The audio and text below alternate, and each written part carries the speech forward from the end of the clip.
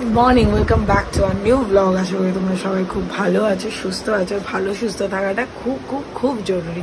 যাই হোক, গরমে আমি ভালো নেই। আমার বাড়িতে প্রায় 50% মানুষ ভালো নেই, 50% মানুষ এখনো অবধি ঠিক আছে, ভালো আছে বলবো না।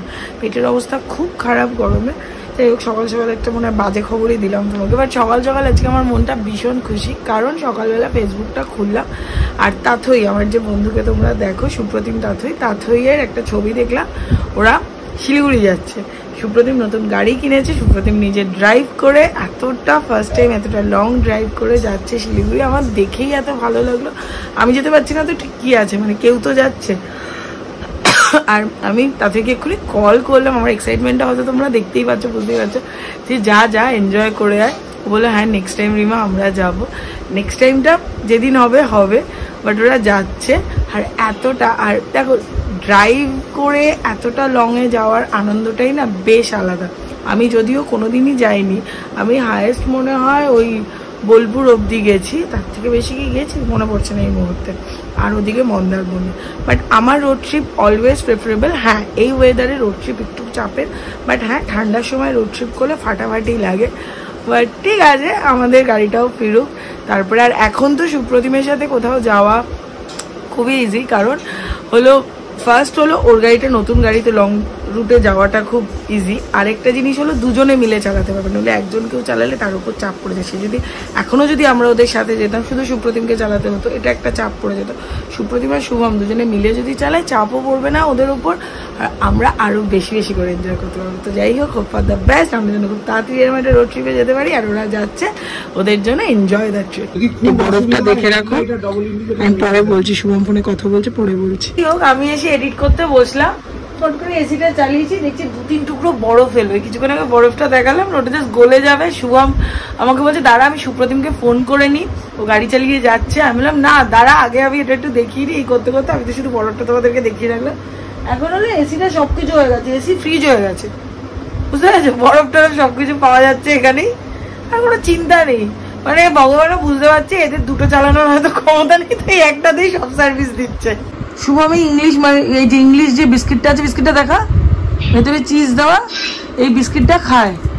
আর এটা শেষ হয়ে গেলে পরই আর বিশাল একটা আমাদের বাড়িতে কিছু হয়ে যায়, আর ও খায় তো একসাথে দুটো করে। শুভম এই ইংলিশ জানো কি বিস্কিট, এটা ইংলিশ ক্র্যাকার নাকি, বিস্কিটটা খেতে ভালোবাসে।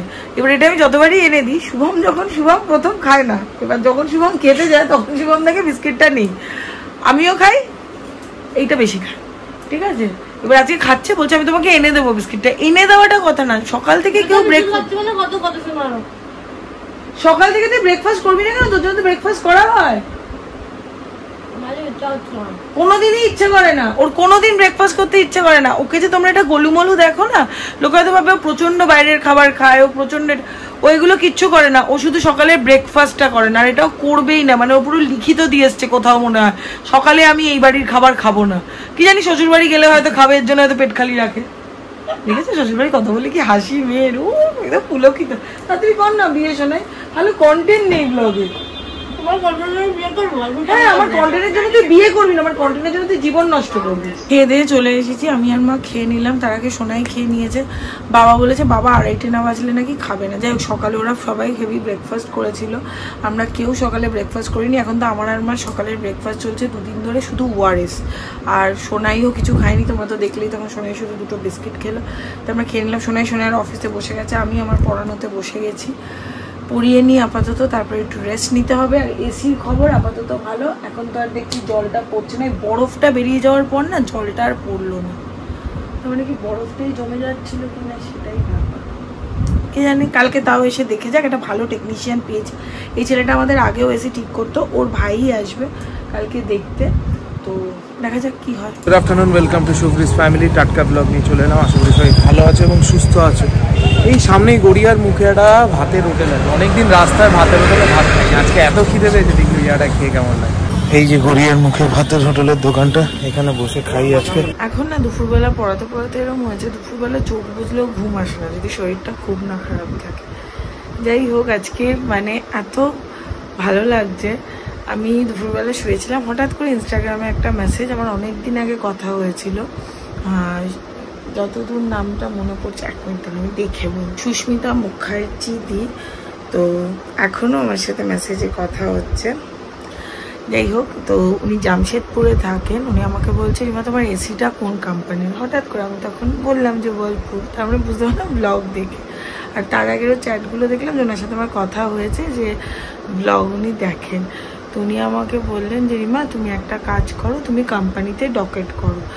তার কিছুক্ষণ পরে উনি দেখলাম কোম্পানির কাস্টমার কেয়ার নাম্বারটা আমাকে দিলেন, দিয়ে বললেন রিমা তুমি এই নাম্বারে ডকেট করো। এটাই ফ্যামিলি। সিরিয়াসলি কালকে আমি একটা হোয়াটসঅ্যাপে একটা পোস্ট দিয়েছিলাম যে কারোর থেকে কিছু, কালকে না আজকেই দিয়েছিলাম, কারোর থেকে কিছু এক্সপেক্ট করাটা ভুল।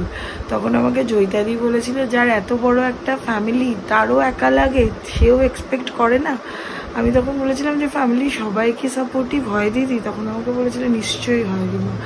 তো সিরিয়াসলি আজকেই আমি সেটার প্রমাণ পেলাম যে আমার ফ্যামিলিটা হয়তো বিশাল বড় না আর 5টা ফ্যামিলির মতো।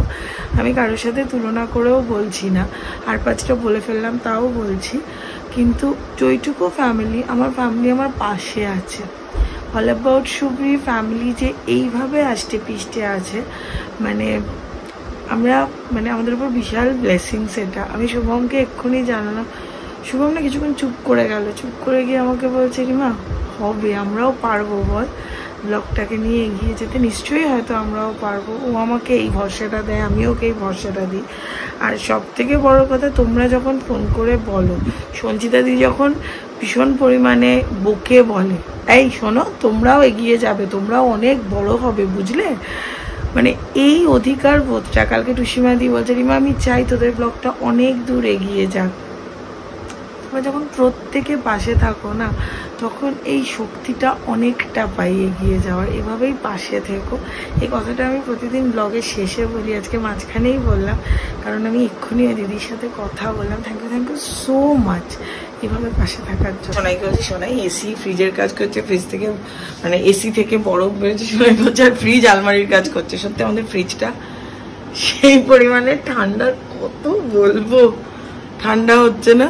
তার ফ্রিজ আলমারির কাজ করছে, এসি ফ্রিজের কাজ করছে, আর কি জীবনটা আমাদের ঝান্ডোয়া, কি অবস্থা। সারাদিনে খাবারের মধ্যে এখন একটাই, মুড়ি, কখনো চা দিয়ে, কখনো জল দিয়ে, কখনো শুধু, কখনো আলু সেদ্ধ দিয়ে, এই খাচ্ছে। অফলাইন পড়ানো তো শেষ, এখন যাবো একটু চাউমিন বানিয়ে রাখবো। শুভমের প্রচন্ড খিদেও পেয়েছে, শুভম বললো শুভম আসছে, একটু চাউমিন বানিয়ে রাখবো।